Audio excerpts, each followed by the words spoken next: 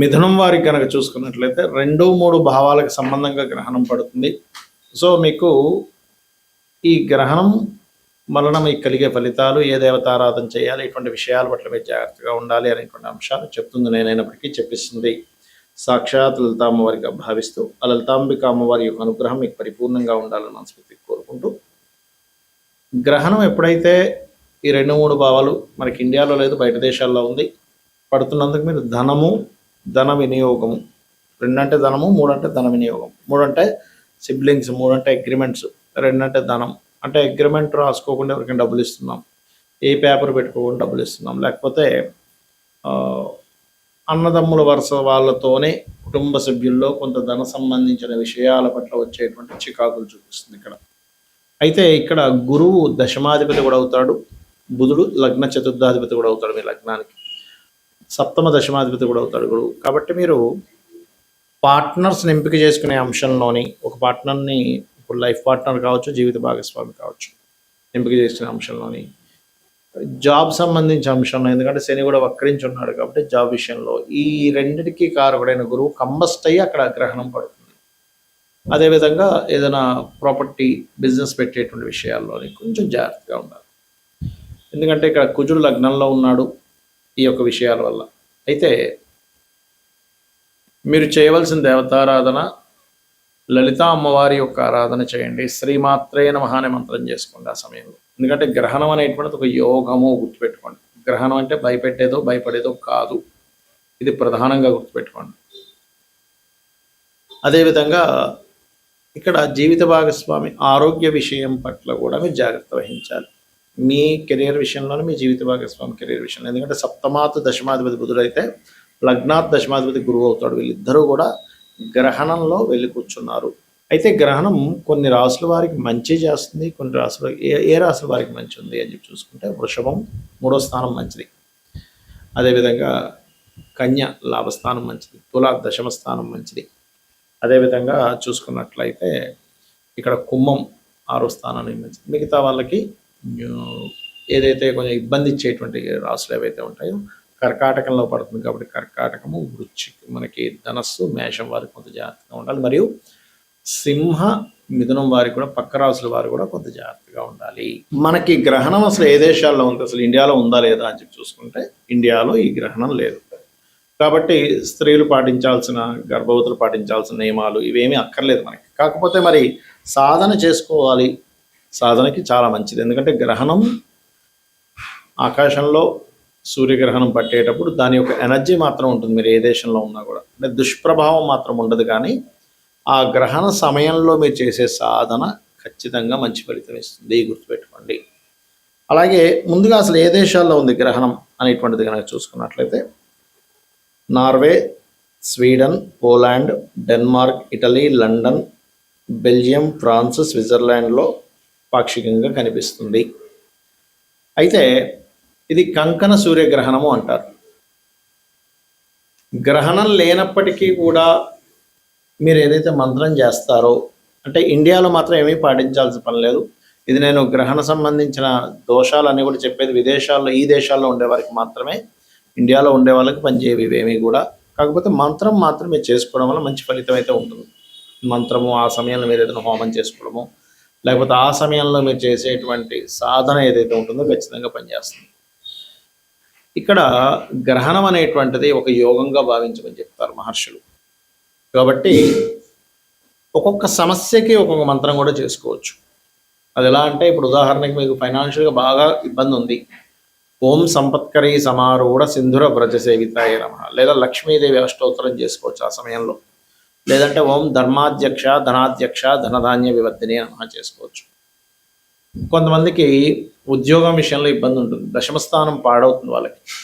దశమ భావం గనక పాడైనప్పుడు ఉద్యోగం విషయంలో చాలా ఇబ్బందులు పడుతూ ఉంటారు. అలాంటి వారు చేయవలసింది ఓం మాణిక్య మకుటాకార జానుద్వయ విరాజితాయ నమః చేసుకోవాలి.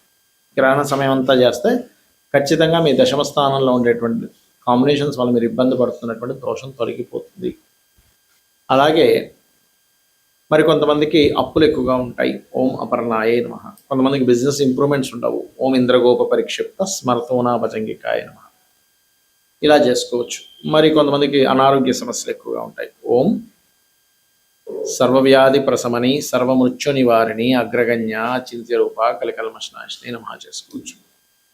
అయితే మరి కొంతమంది పుట్టడమే గ్రహణ సమయాల్లో లేదా రవిచంద్రులు కేతువు కలిసి ఉన్న సమయాల్లో, రవిచంద్ర రాహు కలిసి ఉన్న సమయాల్లో పుడతారు. అది కూడా కొంతవరకు గ్రహణ దోషము అంటూ ఉంటారు. మరి అలాంటప్పుడు ఆ సమయాల్లో పుట్టిన వారికి ఏ భావంలో అది పడిందో, అంటే లగ్నం నుంచి ఎన్నో భావంలో అది పడిందో ఆ యొక్క విషయం పట్ల చాలా కేర్గా ఉండాలి. అంటే లగ్నంలో పడింది అనుకోండి, వీళ్ళకి కొంచెం ఏంటంటే వీళ్ళ తత్వం చాలా డిఫరెంట్గా ఉంటుంది. అంటే ఎప్పుడు ఎలాంటి డెసిషన్స్ తీసుకుంటారో, ఎప్పుడు ఎలా ప్రవర్తిస్తారో అర్థం కాదు. ఎందుకంటే గ్రహణం లగ్నానికి కనెక్టివిటీ వచ్చింది కాబట్టి. అలాగే వీళ్ళ లైఫ్లో కొంచెం ఏదైనా ఒక విషయం పట్ల కొంత స్టబర్న్గా ఉండడము, లైఫ్ అంతా స్ట్రక్ అయిపోయినట్టుగా ఉండడం జరుగుతూ ఉంటుంది లగ్నాల్లో కనుక గ్రహణ సంబంధం పట్టినప్పుడు పుడితే కనుక. అలాంటి వారు కూడా అది ఏ గ్రహణ సమయంలో వీళ్ళు పుట్టారో, పర్టికులర్గా ఆ గ్రహణ సమయంలో వీళ్ళు కనుక సాధన చేసుకుంటే కూడా ఆ దోషం పోతుంది. అదేవిధంగా ధనస్థానంలో పడితే ధన విషయాల్లో, అంటే ఎంత ప్రయత్నం చేసినా ధన సంబంధించిన విషయంలో ఎదగలేకపోతుంటారు. మూడో భావంలో కనుక పట్టినట్లయితే అప్పుడు వాళ్ళు సిబ్లింగ్స్తో ఇబ్బందులు, వీళ్ళకి తర్వాత పుట్టే వాళ్ళకి తల్లిగారికి మిస్క్యారేజ్ అవ్వడం ఇలాంటివి జరుగుతూ ఉంటాయి. అదేవిధంగా నాలుగో భావంలో కనుక పుడితే వీళ్ళ పేరు మీద ప్రాపర్టీస్ ఉన్నప్పుడు ఇబ్బందులు వస్తూ ఉంటాయి.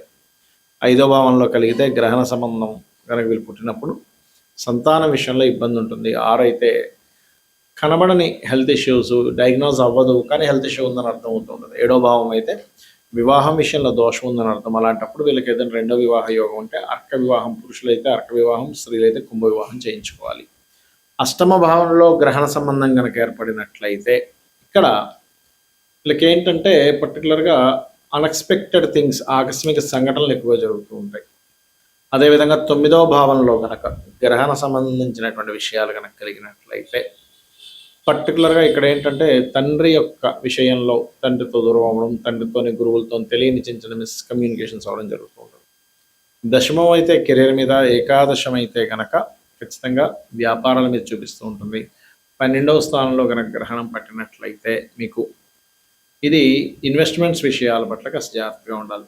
ఇది మీ పర్సనల్ చార్ట్లో గ్రహణం ఆ సమయంలో ఉన్నా, లేకపోతే గోచారంలో ఈ గ్రహణం మీ భావన, మీ లగ్నం నుంచి లేదా మీ చంద్రరాశి నుంచి ఆ స్థానంలో పెట్టినప్పుడు ఆ విషయాల్లో జాగ్రత్తగా ఉండాలి. ఇక గ్రహణం ఇక్కడ లేనందుకు మీరు గర్భవతుల విషయంలోని ఎటువంటి జాగ్రత్తలు అక్కర్లేదని చెప్పాను. గుళ్ళు కూడా ముయ్యాల్సిన పని లేదు. అయితే గుళ్ళు ముయ్యాలని ఎక్కడా లేదు. మన వాళ్ళు ఏంటంటే మరి ఆ సమయంలో వాళ్ళు సాధన చేసుకుంటారు కదా అని మూసేసేవారు. అంతేగాని శాస్త్రంలో ఎక్కడా లేదు గుళ్ళు ముయ్యాలని. ఎందుకంటే దేవుణ్ణి ఎక్కడ పట్టుకుంటుంది గ్రహణం వచ్చి, ఆ పరమాత్మకి ఇబ్బంది ఎందుకు ఇస్తుంది? పరమాత్మ అన్నీ నడిపిస్తూ ఉంటే. అయితే గ్రహణం అయిపోయిన తర్వాత ఇప్పుడు ఏ దేశాల్లో మనమైతే ఫలానా దేశాల్లో నివాసం ఉండేటువంటి వారికి గ్రహణ దోషం ఉంటుందని చెప్పుకున్నాం. అందులో ఇండియన్స్ ఉంటారు, ఫారినర్స్ ఉంటారు, అందరికీ పనిచేస్తుంది అది. వారు ఎటువంటి దానం ఇవ్వాలి? ఒక ఇత్తడి గిన్నె తీసుకొని అందులో నెయ్యి పెట్టి దానం ఇవ్వడం, నాగ పడిగలు, రవిచంద్ర ప్రతిమలు, మరియు అదేవిధంగా మినుములు, ఉలవలు, గోధుమలు, బియ్యము ప్రత్యేకంగా ఇవ్వాలి. ఇంకా మీరు కనుక ఏదైనా వ్యాపార రంగాల్లో ఉన్నట్లయితే పెసలు, శనగలు కూడా ఇస్తే చాలా మంచిది.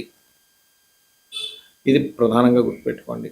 ఇక మీరు గ్రహణ సమయానికి ముందు, అంటే కొన్నిట్లో 11, కొన్నిట్లో 9 చూపిస్తుంది, 9 గంటల నుంచి కూడా కూర్చోవచ్చు పట్టు స్నానం చేసుకొని. అయితే కొన్ని దేశాలను బట్టి ఆ టైమింగ్ మారుతుంది. 9:15 ఆ టైంలో కూర్చొని పట్టు స్నానం చేసుకొని కూర్చొని 4:25 వరకు జపం చేసుకోవచ్చు. నిద్ర వస్తూ ఉంటుంది. దీనికి మీరు కావాలంటే ఉదయం పూట కాస్త నిద్రపోయి తర్వాత రాత్రి మెలుకువగా ఉండేలా ప్లాన్ చేసుకోండి. ఎందుకంటే ఒక అద్భుతమైనటువంటి యోగాన్ని ఇచ్చేటువంటి సమయం గ్రహణం అంటే. శ్రీమాత్రే నమః.